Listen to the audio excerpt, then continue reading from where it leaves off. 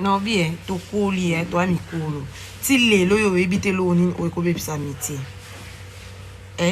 Ba amitié lo ba force angote. Est une relation monte ba force ango na mokilo. Na ero. Ba force à son relation te.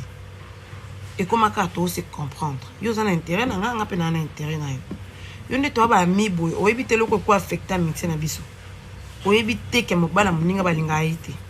O ebite ko pesa numéro non na mobala muninga na absence muninga. O ebite que faut pas que tonga muninga. Donc si le ko affecter amitié yo donc il faut pas apprendre à yo. Oh mutaza na derrière tout ça. Donc yo ebite que na amitié et ça bloque amitié et si ça confiance yo bien monté. Faut ko garder bonté. Toi avancer tout à l'obin des âmes. Ah. Pour ça la bon point. Pour ça la on peut franchement. To koli so yo batinga yebi ke to koli.